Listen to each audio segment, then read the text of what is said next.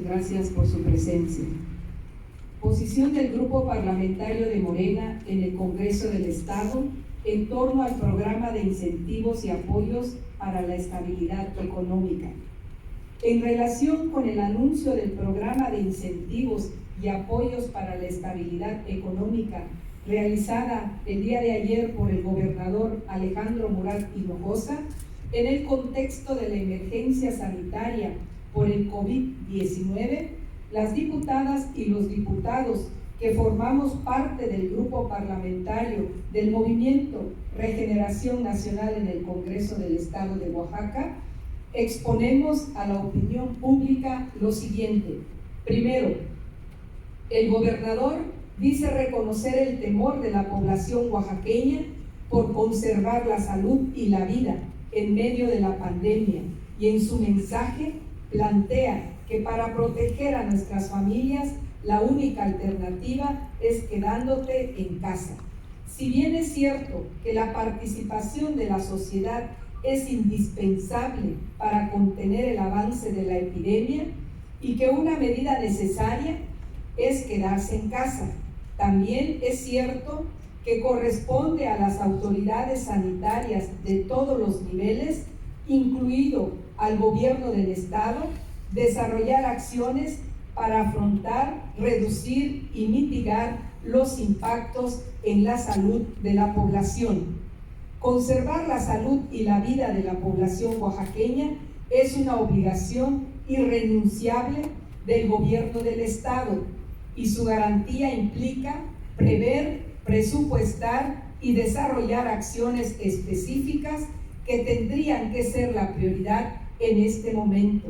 más aún tomando en cuenta que la previsión oficial es que el número de detecciones aumente considerablemente en las próximas semanas. Segundo, el plan del gobernador se quedó corto. Prevé un programa de 10 acciones que incluyen principalmente condonación y disminución de impuestos, otorgamiento de créditos, financiamiento de empleo temporal, capacitación para el trabajo, entrega de despensas y eventos de promoción turística. Con estas acciones, de acuerdo con el gobernador, se apoyará a 5,200 empresas para preservar cerca de 20,000 empleos. Si bien el planteamiento es correcto, es absolutamente insuficiente, pues no toma en cuenta que la mayoría de la población oaxaqueña depende de la economía informal. De acuerdo con cifras del INEGI correspondientes al último trimestre del año, 360,837 personas en Oaxaca están ocupadas en el sector formal de la economía, que representan menos de una cuarta parte de las 1,486,136 personas ocupadas en el sector informal. Por ello es necesario hacer un ejercicio de creatividad para beneficiar realmente a la economía de las familias, pues ayudar a las empresas para beneficiar indirectamente a sus trabajadores y trabajadoras, si bien puede ser positivo, puede ser también totalmente insignificante frente al tamaño de las necesidades del pueblo de Oaxaca, frente a la contingencia actual y la que está ya en puerta. No estamos en desacuerdo con otorgar cierto tipo de apoyo a los empresarios de Oaxaca, pero nuestro Estado debe contar con un plan que observe la ya en puerta disminución radical o la desaparición de las remesas enviadas por nuestros hermanos migrantes en Estados Unidos, o los campos agrícolas del norte del país, las y los artesanos que se quedarán sin ingresos por la suspensión de actividades turísticas, las y los empleados temporales que no serán contratados por la industria del turismo, a las y los campesinos, que además pueden ser la clave para paliar una posible crisis alimentaria en Oaxaca. Tercero, de acuerdo con el planteamiento del gobernador, las 10 acciones previstas, junto con 48 proyectos de infraestructura, cuyo propósito es fortalecer más nuestra economía, sumarán 1,270 millones de pesos, dado que esos 48 proyectos están señalados con una inversión de 648 millones de pesos. Entonces, la inversión real de las 10 medidas anunciadas sumaría un total de 622 millones de pesos.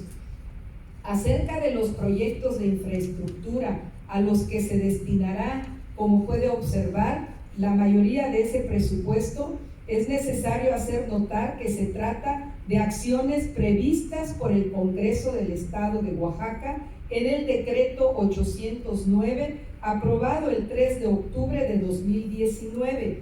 por el cual autorizó al Ejecutivo la contratación de financiamiento por 3.500 millones de pesos para destinarlo a inversiones público-productivas. Así, más de la mitad de las obras y los recursos anunciados como parte de su programa para hacer frente a la contingencia económica derivada de la pandemia son en realidad obras y recursos que el Congreso del Estado ya había aprobado y etiquetado y cuya ejecución no obedece a la necesidad de paliar los recursos de la emergencia sanitaria, sino a su obligación de ejercer los recursos conforme fueron previstos. Plantearlo de otra manera es un acto de simulación por parte del Ejecutivo en medio de una situación que no admite dobles discursos. 4. Reiteramos nuestra invitación al gobernador constitucional del Estado de Oaxaca, maestro Alejandro Ismael Murat Hinojosa, a establecer una mesa técnica para reformular el presupuesto de egresos del Estado de Oaxaca,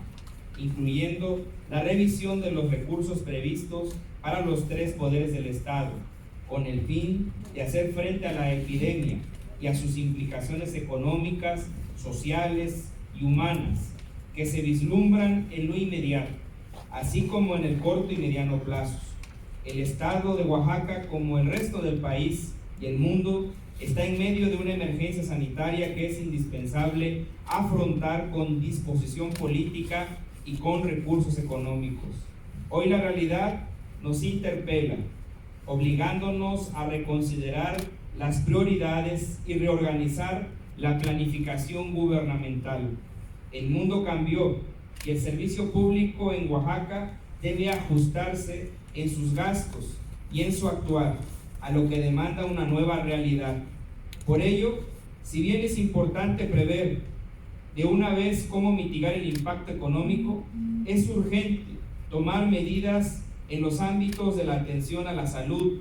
en el abasto de agua y en el abasto alimentario. Las acciones anunciadas por el gobernador requieren, además de contar con reglas de operación y lineamientos mínimos básicos que deben ser formulados y difundidos con toda la transparencia, la oportunidad y la claridad que requiera la población objetivo, a fin de garantizar el acceso equitativo a esos beneficios, e igualmente el padrón de personas beneficiadas debe cumplir con el principio de máxima publicidad para evitar la corrupción. El Grupo Parlamentario del Movimiento de Regeneración Nacional en esta 64 legislatura estará atento al desarrollo de las acciones anunciadas, ejerciendo la vigilancia y la fiscalización conforme a sus atribuciones constitucionales, para evitar el uso faccioso o el desvío de los recursos anunciados. Por el bien de todos, primero los pobres.